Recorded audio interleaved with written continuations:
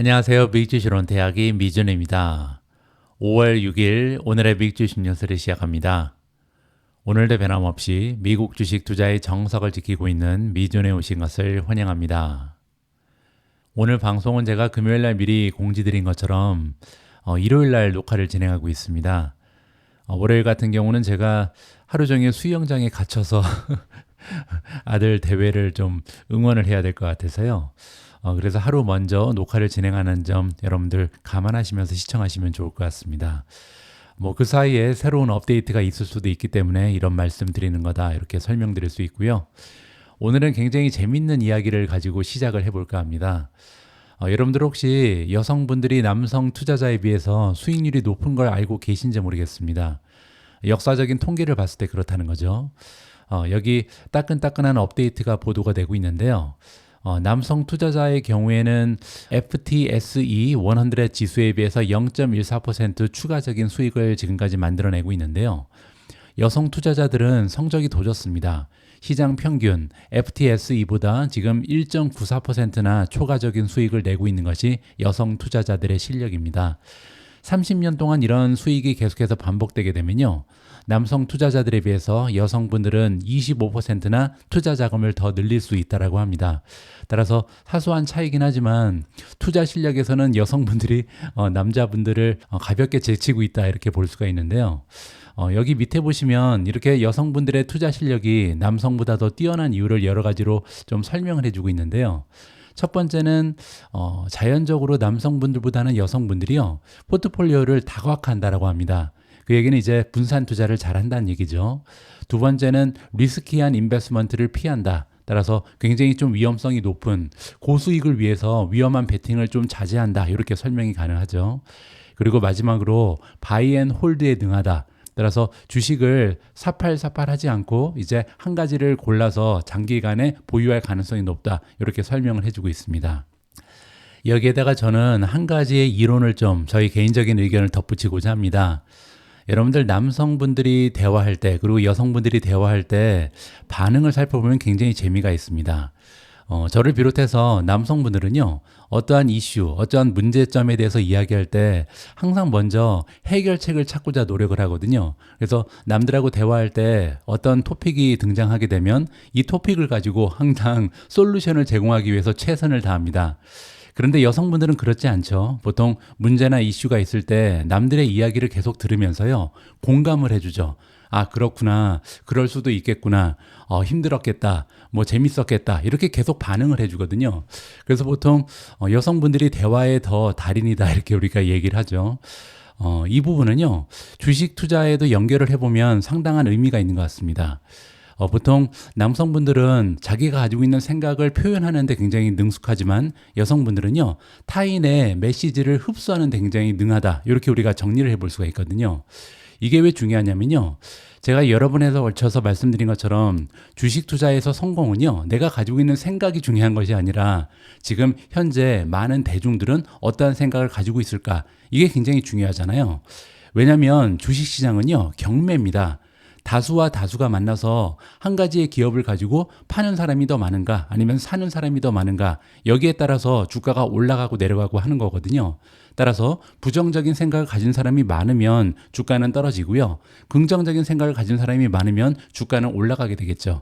따라서 타인의 생각을 읽어내는 것이 굉장히 중요하다라고 우리가 좀 요점을 정리하면 좋을 것 같습니다. 제가 오늘 이런 이야기를 여러분들께 드리는 이유가 있는데요. 과거에는 얼마 동안 테슬라가 그랬고요. 최근에는 또 애플 관련해서 제가 부정적인 의견을 여러분들과 공유할 때마다 좀 기분 상해하신 분들이 계십니다. 제가 여러분들께 이렇게 부정적인 기사를 읽어드리고 또 부정적인 의견을 함께 공유하는 이유는요. 적어도 지금 현재 시장에는요. 이렇게 부정적인 센티멘트가 존재한다. 부정적인 의견을 가진 사람들이 많이 존재할 가능성이 높다. 이러한 소식을 여러분들께 전달해드리기 위해서입니다. 따라서 장기적으로 보면요. 좋은 기업들이니까 다시 주가가 회복할 가능성도 높고 펀더멘털이 향상되면서 좋은 주가의 수익을 올릴 가능성이 높겠죠. 하지만 적어도 지금 현재 시장에서 사람들은 어떤 생각을 가지고 있는지 이러한 부분을요. 우리가 미국의 주식 관련된 뉴스를 보면서 함께 생각해 보자. 이러한 취지라고 생각하시면 좋을 것 같습니다. 다시 한번 말씀드리지만 주식 투자에서 한 가지 우리가 고려해야 되는 부분은요, 바로 시간입니다. 따라서 지금 현재 우리가 가지고 있는 시간을 효율적으로 활용하기 위해서는요, 지금 현재 어떤 기업들이 좋은 모멘텀을 가지고 있고 어떤 기업들이 모멘텀이 떨어지고 있는지 이 부분을 분석하고 이해하는 것이 굉장히 중요하다고 생각을 합니다. 여러분들, 제가 앞으로도 부정적인 기사를 읽어드리거나 부정적인 의견을 전달해 드릴 때는요, 그럴 수도 있겠구나, 지금 이렇게 부정적인 생각을 하는 사람들이 많을 수도 있겠구나, 이렇게 생각하시면서 그러면 주가도 떨어질 수 있겠는데, 이렇게 가능성을 한번 염두에 두시는 아주 플렉시블한 유연성 있는 투자자가 되셨으면 합니다. 자, 그러면 5월 6일 준비된 오늘의 미국 주식 뉴스 바로 시작합니다. 오늘은 월요일 방송입니다. 따라서 지난주에 미국 증시 시황부터 정리를 해드리도록 하겠습니다. 일단 S&P 500 맵을 보시면요, 혼조세가 발견이 되죠. 지금 보고 계신 화면은 일주일로 제가 기간을 바꿔놨고요. 금요일만 보시면 굉장히 좋은 색깔이 많이 발견이 되겠죠.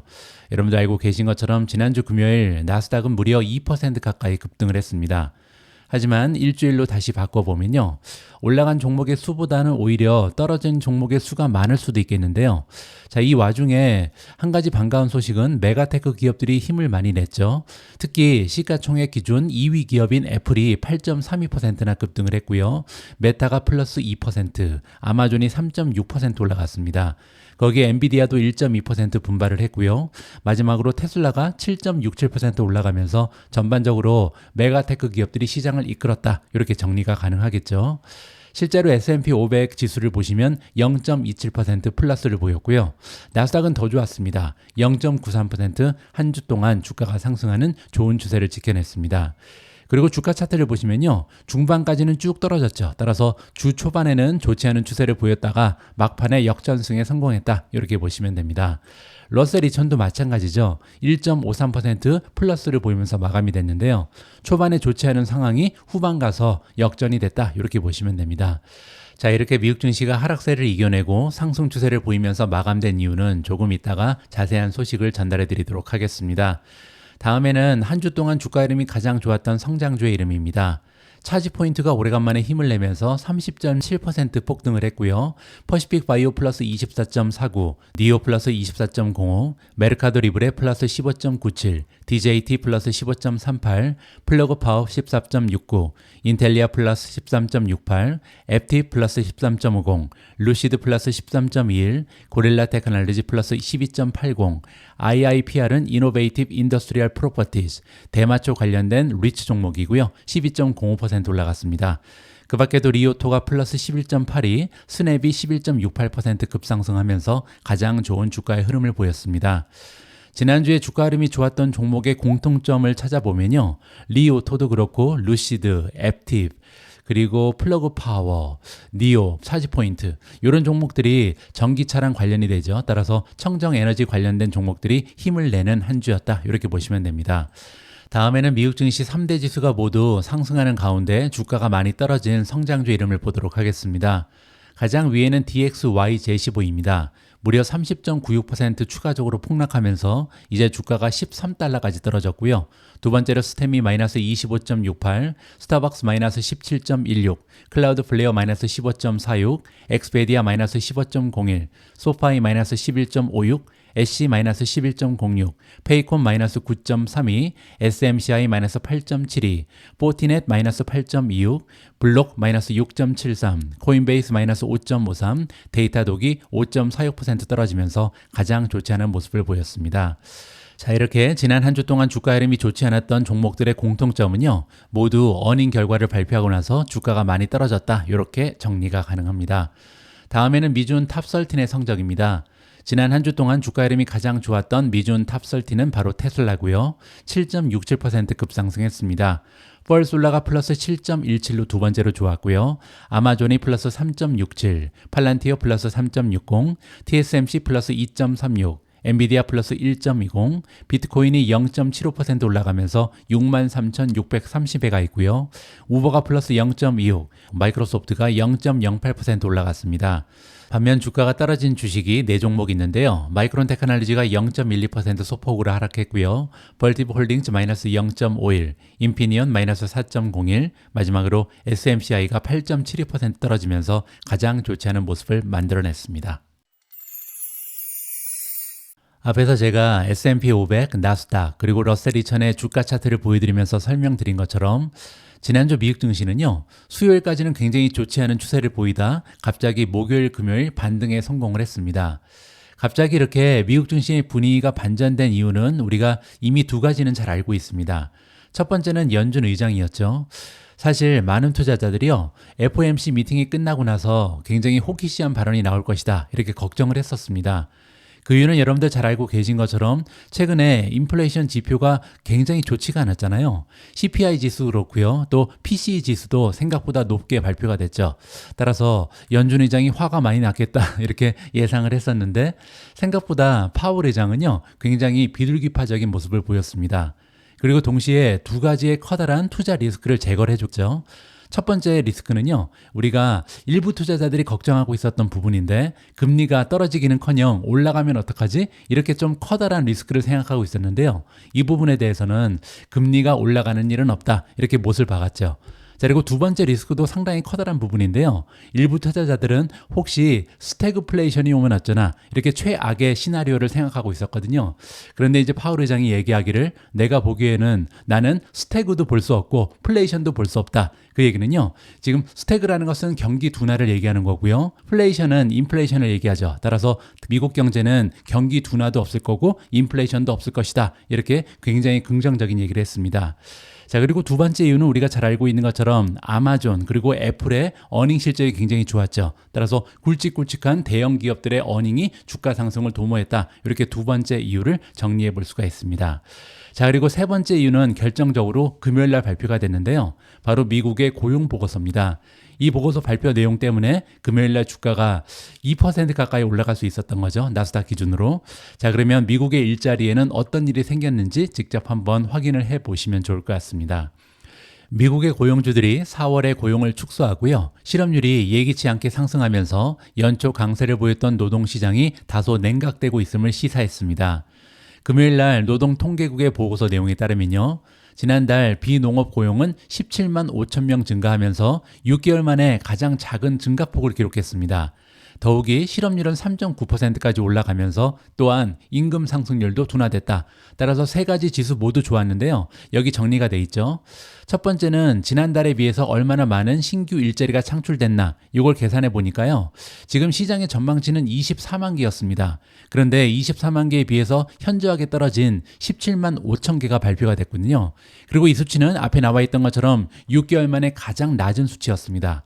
그리고 두 번째로 unemployment rate, 이게 이제 실업률이잖아요. 실업률 역시도 3.8%를 기대하고 있었는데 의외로 올라갔죠. 그래서 3.9, 거의 4% 가까이 지금 실업률이 올라가고 있다. 자, 이 부분도 고용시장이 굉장히 빠르게 냉각되고 있다. 이렇게 의미를 해석해 볼 수가 있는 거고요. 자, 마지막에 나와 있는 것도 굉장히 중요한데요. Average Hourly Earning입니다. 임금이죠. 임금의 상승률을 보면요. 지난달에 비해서 0.2% 올라갔는데 이 부분 역시 시장에서는 0.3%를 기대하고 있었습니다. 따라서 세 가지 모두 시장의 전망에 비해서 굉장히 긍정적인 방향으로 발표가 됐다. 이렇게 보시면 되겠죠. 금요일의 고용보고서는 근로자 수요가 완화되고 있다는 추가 증거를 보여주었고요. 하지만 제롬 파월 연준 의장이 정책 대응이 필요하다고 얘기한 예기치 못한 악화에 해당되지는 않을 것이다. 그 얘기는요, 당장 다음 달부터 금리가 떨어지진 않을 것이다. 이렇게 해석하면 좋을 것 같고요. 수요일 날 파월 의장은요, 정책 입안자들이 인플레이션 목표를 달성하려면 임금 상승률이 점진적으로 하락해야 할 것이다. 이렇게 이야기한 적이 있습니다. 따라서 지속적으로 계속 내려가야 된다는 거죠. 금요일의 보고서는 주초에 발표된 여러 보고서에서 임금 압력이 계속되고 있음을 시사한 이후에 연준이 원하는 방향으로 약간의 움직임을 보였다. 긍정적인 수치가 발견됐다. 이렇게 보시면 됩니다. 자, 여기 나와 있는 것처럼 시간당 평균 수입은 3월 대비 0.2% 올라갔고요. 1년 전과 대비하면 3.9% 증가했는데요. 이 수치 역시도 2021년 6월 이후에 가장 느린 속도입니다. 일부 경제학자들은요, 4월 1일부터 시행된 패스트푸드 근로자의 최저임금이 $20로 의무화되면서 아마도 임금이 많이 올라갈 것이다, 이렇게 조금 걱정을 했었거든요. 그런데 이런 걱정을 불식시켰다, 이렇게 보시면 되겠죠. 따라서 고용보고서 발표 이후에요, 국채 수익률 그리고 달러는 하락했습니다. 국채 수익률, 금리가 하락했으면 이제 국채의 가격은 올라갔겠죠. 그리고 S&P 500 지수는 상승세로 출발했다. 결국 나스닥이 2% 가까이 급등했다. 이렇게 정리가 가능합니다. 자, 따라서 투자자들은요, 9월 금리 인하 가능성을 이제 50% 이상으로 상향 조정했습니다. 이제는 6월 달은 조금 어려울 것 같고요. 적어도 9월 달부터는 금리가 인하되지 않을까, 이렇게 기대감이 올라가고 있다는 거죠. 조만간 금리 인하를 기대하는 사람들에게 이러한 임금 증가율 둔화는 매우 좋은 소식이며, 그러나 한 달의 수치가 추세를 만드는 것은 아니므로 연준이 조만간 금리 인하를 다시 시작하려면 이러한 유형의 완화 기조가 몇 달 동안 지속돼야 된다. 그리고 인플레이션 수치가 개선돼야 할 것이다. 따라서 아직까지는요, 아무것도 결정된 건 없습니다. 앞으로 발표되는 CPI 지수 그리고 PCE 지수를 계속 우리가 살펴봐야 될 것 같고요. 더욱이 다가오는 미래의 고용 보고서가 어떠한 모습을 보이는가, 이렇게 세 가지 리포트를요, 매달 우리가 업데이트하면서 살펴볼 필요가 있다. 이렇게 마무리가 가능합니다. 다음에는 테슬라 관련된 소식인데요. 오늘도 긍정적인 뉴스가 보도가 되고 있습니다. 최근에 테슬라의 모멘텀이 좋아지면서 이제 미주원 방송에서도 긍정적인 소식을 자주 전달해 드릴 수 있다, 이렇게 보시면 되고요. 이번에는 유럽에서 자율주행을 추진한다라는 반가운 소식입니다. 테슬라의 일론 머스크는요, 지난 4월 독일에서 유럽 안전평가 기관 관계자들을 데리고 자율주행차를 시승하는 등 유럽과 영국에 자율주행차를 도입하는 데 최선을 다하고 있습니다. 따라서 지난주에는 중국 쪽에서 자율주행이 엄청난 진전을 보였다, 이러한 뉴스가 있었고요. 그렇기 때문에 이제 테슬라의 주가가 많이 상승을 했잖아요. 그런데 이번에는 중국 다음으로 유럽에서도 많은 노력을 하고 있다, 긍정적인 이야기입니다.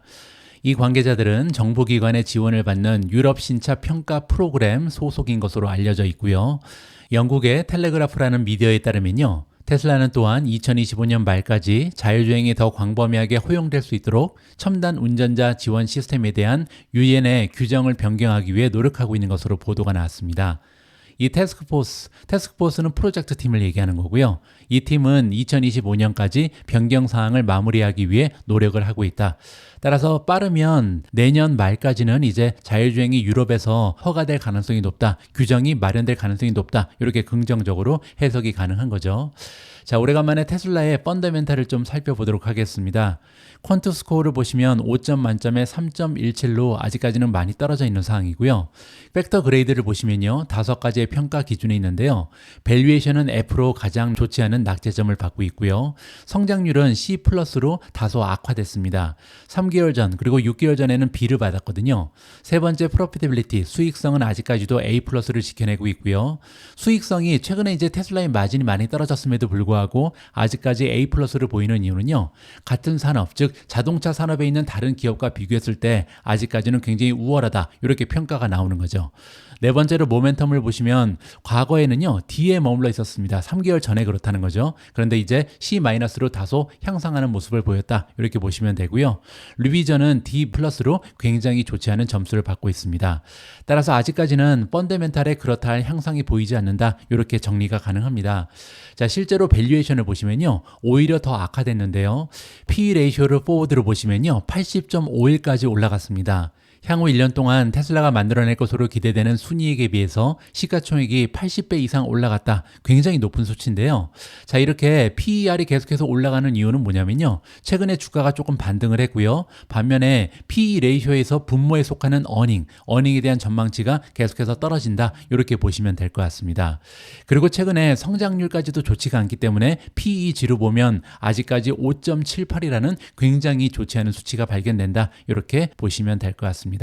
하지만 고무적인 부분은요, 최근 들어서 모멘텀이 굉장히 좋죠. 26가지의 모멘텀 지표 중에 5가지만 매도를 주장하고 있고요. 10가지는 중립, 그리고 11가지는요, 매수를 주장하고 있습니다.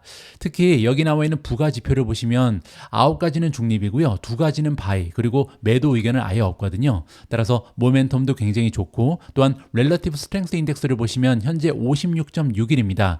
50이 넘어간다는 것은요, 시장의 평균적인 모멘텀보다 뛰어나다, 넘었다 이렇게 보시면 되고요. 그리고 그 아래에 있는 스토캐스틱도 마찬가지입니다. 50을 넘어가면 시장의 평균적인 모멘텀을 넘어선다. 따라서 추세가 좋은 종목이다. 이렇게 정리가 가능하겠죠. 자, 반면 RSI가 70을 넘어가면 지나치게 과매수됐다. 이렇게 볼 수가 있는데요. 그렇지도 않은 상황이죠. 그 밑에 있는 스토캐스틱도 마찬가지죠. 80을 넘어가야 과매수인데 현재는 두 개 지수 모두 과매수는 아니다. 더 달릴 수 있다. 이렇게 얘기하는 거고요. 자, 옆에 나와 있는 이동 평균선을 보시면요. 쭉 바이로 넘어갔죠. 그 얘기는 10일 이평선, 20일 이평선, 30일 그리고 50일 이평선까지도 넘어섰다. 따라서 단기적인 추세가 굉장히 뛰어난 주식으로 지금 발전을 했다. 이렇게 정리가 가능합니다. 다음으로 준비된 기사는 애플 관련된 뉴스고요.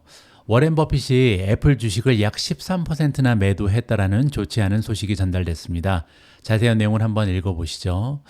워렌 버핏의 버크셔 해서웨이가 1분기 거대한 애플의 지분을 줄였다라는 소식이고요. 오라클 오브 오마하, 워렌 버핏의 별명입니다. 한때 가장 좋아했던 베팅을 계속 축소하고 있으며 1분기에도 마찬가지였다라고 합니다. 토요일에 발표된 1분기 실적 보고서에서 버크셔 해서웨이는요. 애플에 투자한 금액이 1,354억 달러에 달하며 이는 7,900만 주를 의미한다라고 보고했습니다. 그런데 계산을 해보니까요. 지분이 약 13%나 감소한 것을 의미했다라고 합니다. 버크셔 해서웨이가 아이폰 제조업체의 지분을 줄인 것은 이번이 2분기 연속입니다. 2023년 4분기에도 약 1,000만 주 정도를 줄였는데요. 그때는 이제 지분의 1% 정도 팔았기 때문에 별다른 영향은 없었죠. 그런데 이번에는 무려 13%나 매도를 했기 때문에 조금은 타격이 있지 않을까 우리가 예상이 가능합니다. 애플의 주가 변화를 고려하면 이번에 버크셔 해서웨이가 1억 1,600만 주 정도를 매각했음을 계산으로 알 수가 있다고 하고요. 워렌 버핏은 오마에서 열린 버크셔의 연례 회의에서 주주들의 질문에 답하면서 상당한 이익에 따른 세금상의 이유로 애플을 매각한 것이다. 이렇게 밝혔습니다. 따라서 세금 문제 때문에 애플을 팔았다. 애플에 아무런 문제가 없다. 이렇게 설명을 한 거죠. 워렌 버핏은 그의 투자 매니저인 테드 웨슬러 그리고 토드 콤스가 수년 전에 애플 주식을 사라고 설득한 이후 애플의 열렬한 팬이 되었습니다. 버핏은 이 거대 기술 기업을 버크셔의 보험사 클러스터에 이어서 두 번째로 중요한 사업이다 이렇게 부르기까지 했죠. 따라서 버크셔 해서웨이 자사 다음에 가장 중요한 비즈니스가 애플이다. 그 정도로 애정을 가지고 있었다라고 보시면 됩니다. 많은 사람들은 93세의 투자 아이콘이 워렌 버핏이 밸류에이션의 문제로 인해서 자신이 가장 좋아하는 애플의 지분을 줄였다 이렇게 추측을 하고 있는 상황입니다. 왜냐하면 지금 현재 애플의 주가는요 선물 수익의 27배 이상의 거래가 되고 있거든요. 그 얘기는 애플이라는 기업이 1년 동안 만들어낼 것으로 기대되는 순이익에 비해서 시가총액이 27배 이상까지 올라가 있다. 굉장히 비싼 상황이라는 거죠. 하지만 워렌 버핏은요 회의에서 애플이 2024년 말에도 버크셔의 가장 최대 보유주가 될 가능성이 매우 높다 이렇게 애플에 대한 칭찬을 이어나갔다고 합니다. 하지만 이 부분은요 그렇게 긍정적이진 않습니다. 왜냐하면 현재 버크셔 해서웨이의 전체 투자 자산 중에 반이 애플이거든요. 따라서 반에서 많이 팔아도 계속해서 가장 커다란 보유주가 될 가능성은 굉장히 높은 거죠. 따라서 앞으로 팔지 않겠다 이런 얘기를 한 건 아니다라는 것을 우리가 주목할 필요가 있고요. 이번 매각에도 불구하고 버크셔는요 상장 지수펀드 제공업체를 제외하고 즉 EPS를 사는 이러한 투자 기관을 제외하고는요 여전히 애플의 최대 주주다 이렇게 정리가 가능합니다. 자, 그렇지만 저 같은 경우는요 애플에 대해서는 그렇게 긍정적인 전망을 가지고 있지는 않습니다. 우리가 주식에 대해서 전망을 만들 때요 한 가지 말씀드리고 싶은 부분은 세상에는 기업이 딱 하나 있는 것만이 아니죠. 따라서 이 기업이 올라갈 것인가 떨어질 것인가 이렇게 계산하는 것은 무의미합니다. 중요한 것은요 지금 내가 가지고 있는 굉장히 제한적인 자금을 가지고 과연 애플이라는 기업이 최선의 선택인가 이렇게 접근하는 것이 전 맞다고 보거든요. 자, 따라서 오래간만에 메가테크 기업들의 펀드멘탈을 잠깐 체크해 보면 좋을 것 같습니다. 자, 매그니피센트 7 가지고 제가 포트폴리오를 만들어 놨고요. 먼저 레이팅을 좀 살펴보도록 하겠습니다. 가장 먼저 SA 애널리스트 즉 시킹알파에 연계되어 있는 주식 전문 블로거들이 주는 점수고요. 보시는 것처럼 5점 만점에 4.09를 받으면서 메타가 가장 좋은 평가를 받고 있고요. 두 번째로 아마존, 세 번째는 구글, 네 번째로 마이크로소프트입니다. 이렇게 네 종목이 매수 의견을 획득하고 있고요. 반면 엔비디아, 애플, 테슬라는 아직까지는 보유에 머물러 있다. 이렇게 보시면 됩니다. 두 번째로 월가에서 일하고 있는 애널리스트들이 주는 점수입니다. 자, 전문가들은요, 아마존이 4.71로 가장 전망이 좋은 것으로 나와 있고요. 두 번째로 엔비디아가 4.66, 마이크로소프트 4.66, 그리고 메타가 4.50을 획득하면서 강력 매수를 4종목이 받고 있고요.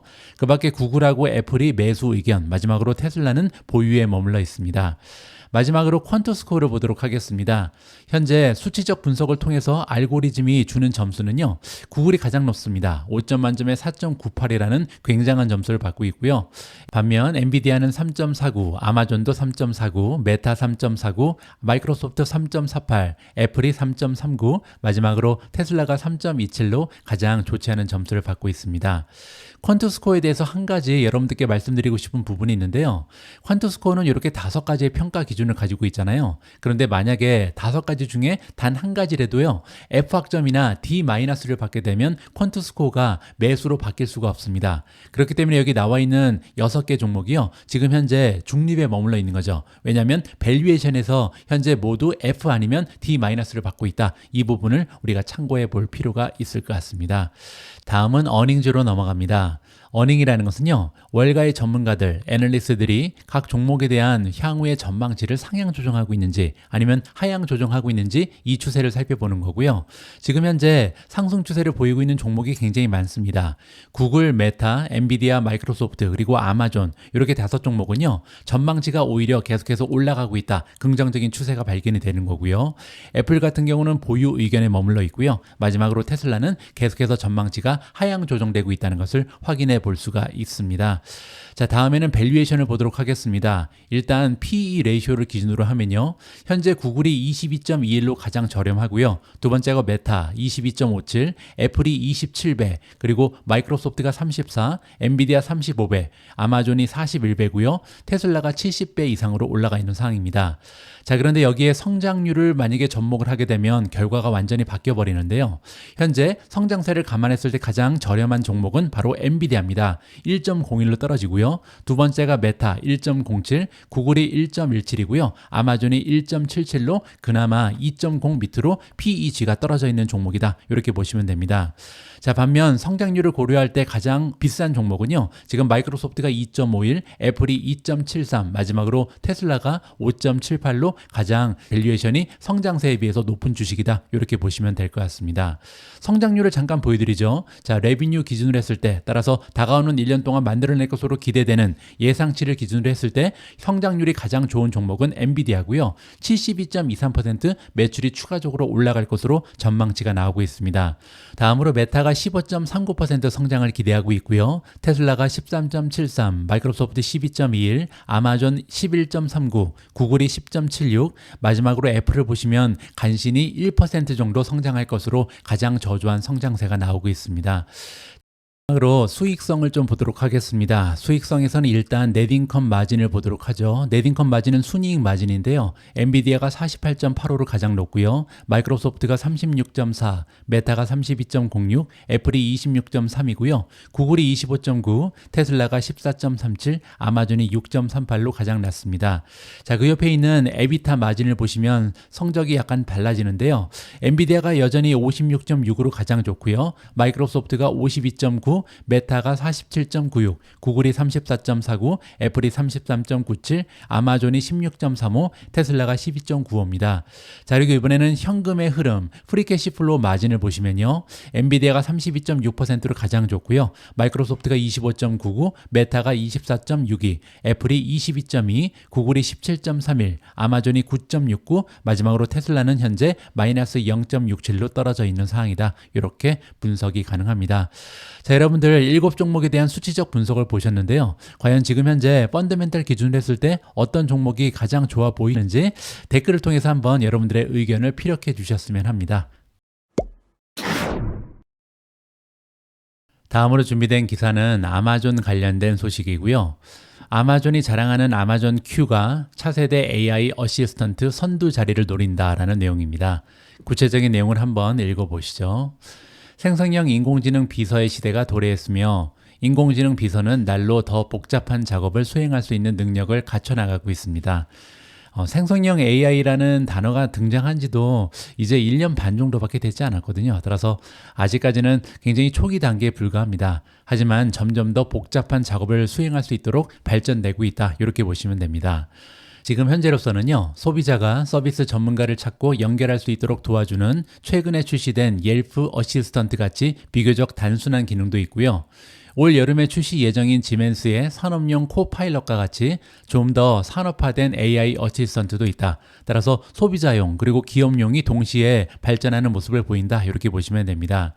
자, 여기 나와 있는 지멘스의 산업용 코파일럿은요, 마이크로소프트 애저 오픈 AI의 대규모 언어 모델을 통해서 강화된 차세대 AI 비서라고 하고요. 엔지니어가 공장 자동화를 위한 코드를 작성하는 데 도움을 줄 수 있다고 합니다. 자, 거기에 메타 플랫폼즈와 구글은요, 음성 AI 비서의 경계를 계속 넓혀나가고 있다라고 나와 있고요. 저는 개인적으로요, 이 부분에 대한 기대가 굉장히 높습니다. 현재로서는 아마존의 알렉사도 그렇고요. 애플의 시리 역시도 굉장히 제한적인 기능을 가지고 있습니다. 어떻게 보면 집에 있는 스마트 기기를 구동하는 스위치 역할에 불과하다. 이렇게까지도 얘기할 수 있거든요. 하지만 머지않은 미래에 이러한 음성 AI 비서와 이 생성형 AI가 통합이 되는 시대가 오겠죠. 그렇게 되면요, 우리가 인공지능과 대화를 하면서 많은 일을 처리할 수 있는 혁신적인 시대가 다가오고 있다. 개인적으로 기대감을 높이고 있습니다. 자, 그리고 지난주에는 아마존 웹 서비스가 차세대 AI 챗봇인 아마존 Q를 개발자에게 전격 공개했다고 합니다. Q 같은 경우는요, 아마존의 베드록을 통해서 제공되는 LLM, 라지 랭귀지 모델이죠. 그리고 기타 기반 모델로 구동이 되고요. 아마존 Q는 소프트웨어 개발 가속화를 위한 가장 유능한 어시스턴트가 될 잠재력을 가지고 있다고 합니다. AWS의 AI 개발자 경험 부분 디렉터 더그 세븐이 나오고요. 자, 이 아마존의 임원에 따르면 우리는 Q에게 어떤 작업을 요청할 수 있는 아마존 Q 디벨로퍼라는 아이디어를 도입했다고 합니다. 아마존 Q는요, 코드를 변경하거나 새로운 코드를 구현하는 등 뒤에서 작업을 하고요. 코드 변경이나 추가가 올바른지 확인하기 위해서 개발자에게 이를 다시 제시한다고 합니다. 어떻게 보면 이 아마존의 Q는요, 한 명의 직원이 들어온 거나 마찬가지다. 아니죠. 여러 명의 직원이 한꺼번에 들어온 거나 마찬가지다. 이렇게까지도 우리가 시나리오를 구성해 볼 수가 있는데요. 세븐에 따르면요, AWS의 한 엔지니어 팀은 Q의 개발자 에이전트를 사용해서 이틀 만에 1000개의 자바 애플리케이션 업그레이드를 구현했다고 합니다. 자, 그런데 보통 하나의 자바 애플리케이션 업그레이드가 이틀보다 더 오래 걸리는 작업이라고 합니다. 따라서 이틀 만에 1000개 이상의 자바 애플리케이션을 업그레이드 했다는 것은요, 엄청난 생산성의 향상이다. 이렇게 볼 수가 있는 거죠. 여기 나와 있는 것처럼 아마존 Q는요, 코딩 생산성을 80% 이상 향상시킬 수 있다. 이렇게 정리가 가능합니다. 소프트웨어 개발 외에도 아마존 Q는요, 판매 데이터 추적이나 기업 데이터 분석과 같은 비즈니스 관련 작업도 개인이 수행할 수 있는 것보다 훨씬 빠른 속도로 수행할 수 있다고 하고요. 요금제 온보딩을 지원하거나 고객 서비스를 제공하는 등 활용 분야는 무궁무진해 보인다. 따라서 단순히 소프트웨어를 개발하는 것 외에도 엄청나게 많은 활용 가치가 있다. 이렇게 보시면 되고요. 핵심은 반복적이거나 복잡한 작업을 수행하는 직원을 지원하는 것이다. 따라서 예전에는 100명이 했던 일을 이제는 단 2명, 3명이 할 수 있는 그런 시대가 도래하고 있다. 이렇게 보시면 됩니다. 자, 이렇게 인공지능의 혜택을 받는 기업들은요, 엄청나게 생산성이 향상되면서 결국은 실적이 향상할 가능성이 높다. 이게 우리가 인공지능에 투자하는 이유죠. 세븐이라는 아마존의 디렉터는요, 우리는 기술의 역사를 통틀어 미래의 기술 환경을 완전히 바꾸는 혁신의 지점이 있어 왔다라고 말합니다. 이 얘기는 우리가 보통 산업혁명이라고 부르는 그런 시점이죠. 따라서 과거의 방식과는 다른 새로운 방식으로 테크놀로지가 완전히 기하급수적으로 상승하는 이러한 시점이 여러 번 와 있었다. 엄청난 혁신의 시대가 있었다. 이렇게 보는 거고요. 지금 제너러티브 AI에서 일어나고 있는 일은 그러한 혁신 중에 하나라고 생각을 한다. 따라서 이 제너러티브 AI 때문에 앞으로 우리가 살아가는 방식, 일하는 방식이 완전히 혁신적으로 변화할 것이다. 이렇게 얘기하는 거죠. 자, 그리고 굉장히 중요한 얘기가 나오는데요. 제너러티브 AI가 필요로 하는 규모의 작업을 수행할 수 있을 만큼 합리적인 가격에 컴퓨팅 기능이 융합되어 있다. 이 얘기는 뭐냐면요, 제너러티브 AI, 생성형 AI는 엄청난 기술력일 뿐만 아니라 실제로 우리가 적용을 할 수 있을 만큼 합리적인 가격에 제공이 가능하다는 겁니다. 그 얘기는 누구나 적용을 할 수 있다는 거죠. 따라서 가까운 미래에 상당히 많은 기업들이요, 이제는 제너러티브 AI를 실제로 그들의 업무에 적용을 할 거고, 그러면 지금부터요, 엄청난 혁신의 시대가 도래했다. 이제 우리는 시작하는 단계다. 이렇게 정리가 가능할 것 같습니다. 물론 AI가 모든 문제를 해결하지 못할 수도 있다. 하지만 일상적인 워크플로우에서 AI를 사용할 수 있는 독특하고 창의적이며 의미 있는 방법을 찾아낼 것이며 과거로 돌아가지는 않을 것이다. 따라서 지금부터는요, 우리 인류가 일하는 방식이 완전히 바뀔 거고요. 예전처럼 일해서는 살아남을 수 없다라고 정리가 가능할 것 같습니다. 자, 과연 인공지능 수혜주 아마존이 앞으로 어떤 모습을 보일지 기대감을 가지고 지켜보면 좋을 것 같습니다. 자, 오늘은요, 아마존의 밸류에이션에 대해서 잠깐 설명을 좀 드리고 싶은데요. 아까 살펴보신 것처럼 아마존의 PE 레이쇼는 좀 높습니다. 41.65까지 올라가 있잖아요. 자, 하지만 성장성에 비교하면 1.77로 PEG는 다소 떨어지게 되고요. 2.0 밑이긴 하지만 사실 아직까지는 그렇게 만족스러울 만한 밸류에이션 아닙니다. 하지만 그럼에도 불구하고 한 가지 좀 언급드리고 싶은 부분이 있는데요. 바로 PS 레이시오입니다. 아마존의 PS 레이시오 1년간에 만들어내는 매출에 비해서 시가총액이 얼마나 올라가 있는가 이걸 계산해 보면요. 과거 1년간의 매출에 비해서는 시가총액이 3.26배고요. 그리고 향후 1년간 만들어낼 것으로 기대되는 매출에 비해서는 3.03배까지 떨어져 있습니다. 자, 그리고 과거 평균을 보시면 3.39 그리고 이제 3.03이기 때문에 과거보다는 조금 더 저렴한 상황이다. 이렇게 볼 수가 있는데요. 자, 이렇게 PS 레이시오가 상당적으로 굉장히 낮은 기업입니다. 그 얘기는요. 매출은 충분하게 만들어내고 있다. 이렇게 볼 수가 있죠. 매출이 충분하다면요. 이제 중요한 것은 수익률이겠죠. 자, 따라서 수익률을 살펴볼 필요가 있는데요. 보시는 것처럼 그로스 프로핏 마진, 즉 총이익 마진은요. 과거 5년 평균이 42인데 47까지 올라가 있고요. 그리고 넷인컴 마진은 과거 5년 평균이 4.1인데 이제는 6.38까지 올라가 있습니다. 현금 흐름도 마찬가지죠. 과거에는 4.91이었는데요. 거의 10% 가까이인 수익성을 올리고 있다.